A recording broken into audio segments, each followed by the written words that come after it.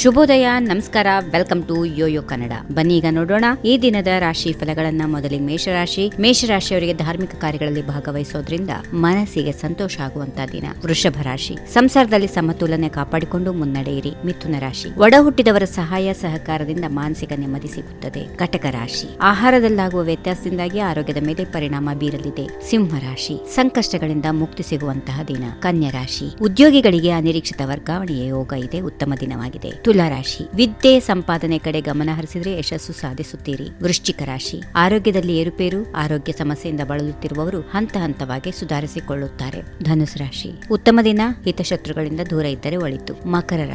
ಮಕರ ರಾಶಿಯವರಿಗೆ ಶಾಂತಿ ಸಮಾಧಾನದ ಅಗತ್ಯತೆ ಇದೆ. ಉತ್ತಮ ದಿನವಾಗಿದೆ. ಕುಂಭರಾಶಿ, ಮುನ್ನಡೆಯಬೇಕಾದರೆ ಹಿರಿಯರ ಸಲಹೆ ಪಡೆದುಕೊಂಡು ನೀವು ಕೆಲಸಗಳನ್ನ ಮಾಡಿದರೆ ಯಶಸ್ಸು ಖಂಡಿತವಾಗಿ ಸಿಗುತ್ತದೆ. ಕೊನೆಯದಾಗಿ ಮೀನರಾಶಿಯವರಿಗೆ ಈ ದಿನ ಉತ್ತಮವಾಗಿದೆ. ಮುಖ್ಯವಾಗಿ ಅಧಿಕಾರಿ ವರ್ಗಕ್ಕೆ ಉತ್ತಮ ದಿನ. ಹೀಗಿವೆ ಈ ದಿನದ ರಾಶಿ ಫಲಗಳು. ಸರ್ವರಿಗೆ ಶುಭವಾಗಲಿ. ಶುಭ ದಿನ.